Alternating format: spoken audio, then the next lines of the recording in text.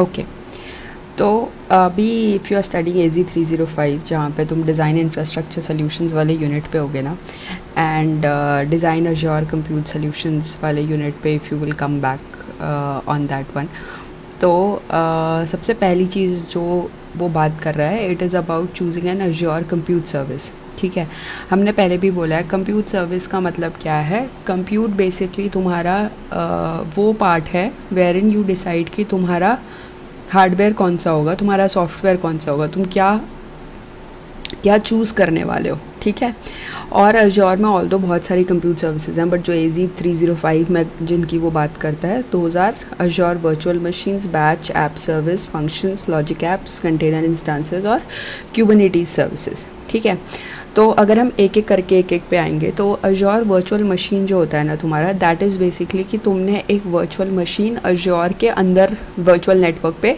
तुम्हें एक मशीन मिल गई है। एंड अज्योर वर्चुअल मशीन का मतलब बेसिकली क्या हो गया कि तुम दुकान पे गए, तुमने बोला यार मेरे को 16 GB का एक सिस्टम चाहिए जिसका हार्ड डिस्क इतना होना चाहिए, ऑपरेटिंग सिस्टम इतना होना चाहिए, ये सारी कॉन्फ़िगरेशंस मुझे चाहिए।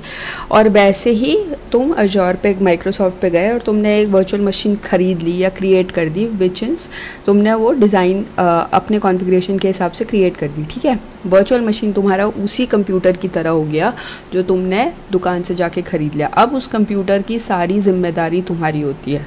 वो तुम्हें एक कंप्यूटर तो ला के दे देगा माइक्रोसॉफ्ट, उसके आगे फिर वो और कुछ नहीं करता। ठीक है, फिर दूसरा होता है अज्योर बैच। ठीक है, अज्योर बैच जो होता है ना, वो एक तरीके से वर्चुअल मशीन की तरह ही कह सकते हो तुम उसे, बट वो ना ज़्यादा पहली बात है कि उसका परफॉर्मेंस बहुत ज़्यादा होता है, उसमें पैसे भी ज़्यादा लगते हैं, और उसमें ना पैरेलली तुम बहुत सारी चीज़ें हैं स्केल अप कर सकते हो। जैसे वर्चुअल मशीन के केस में क्या होता है, तुमने एक वर्चुअल मशीन खरीद ली, ठीक है, अब तुम्हारा एप्लीकेशन को जो पहले 16 GB में रन हो रहा था, अब उसे 32 GB चाहिए या 64 GB चाहिए, तो तुम क्या करोगे, तुम और वर्चुअल मशीन्स ऐड करते जाओगे। तो तुम्हारे पास अर्लियर अगर 16 GB की एक है और अब तुम्हें 64 GB चाहिए, तो तुम 4 वर्चुअल मशीन्स मतलब 3 वर्चुअल मशीन्स और क्रिएट करके लाओगे। ठीक है, बैच में क्या होता है कि तुम एक ही बैच सर्विस क्रिएट करते हो और तुम उसे अप स्केल कर सकते हो with in the same batch service. ठीक है,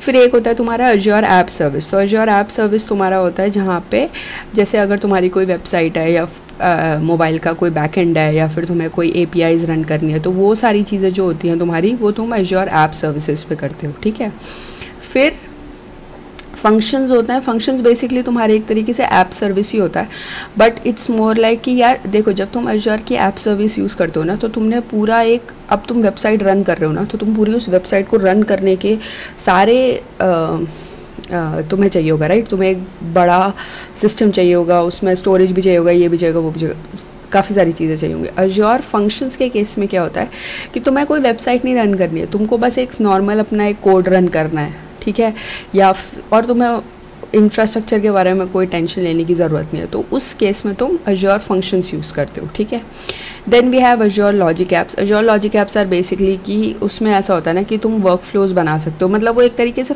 अज्योर फंक्शंस की तरह ही होता है, बट अज्योर लॉजिक ऐप्स, एक तो पहली बात ये होता है कि वो UI बेस्ड होता है। ठीक है, जैसे फंक्शंस में तो क्या होता है कि तुम पहले कोड लिखते हो, वो कोड फंक्शंस में डालते हो, फिर वो तुम वाया अज्योर फंक्शंस रन करते हो। अज्योर लॉजिक ऐप्स क्या होता है, वो बेसिकली क्या है, उसमें UI होता है। जैसे मुझे मेल सेंड करना है तो उसमें SFTP कनेक्टर होगा और उसके if else कंडीशन होगी, जो भी हो उसका एक प्रॉपर UI होता है, और तुम वो लॉजिक ऐप क्रिएट करके फिर वो वर्क फ्लो चलाते हो। ठीक है, उसके बाद आती है अज्योर कंटेनर इंस्टांसेस। तो कंटेनर इंस्टांसेस के केस में क्या होता है कि देखो, अगर तुम्हें वर्चुअल मशीन के केस में क्या होता है कि तुम्हें पूरा एक तुमने सिस्टम खरीद लिया, या फिर तुमने बैच के केस में एक सिस्टम खरीद लिया, पूरा का पूरा ले लिया, राइट। कंटेनर्स के केस में क्या होता है कि तुमने क्या करे, 3 अलग अलग कंटेनर्स खरीद लिए और तुम तीनों कंटेनर्स को अलग अलग उस पर चला रहे हो। तो बैच या वर्चुअल के केस में जो नुकसान हो जाता है वो ये हो जाता है कि से फॉर एग्जांपल तुमने एक वेबसाइट करी, ठीक है, तुमने उसे बैच पे चला दिया या वर्चुअल मशीन पे चला दिया, जो भी, ठीक है।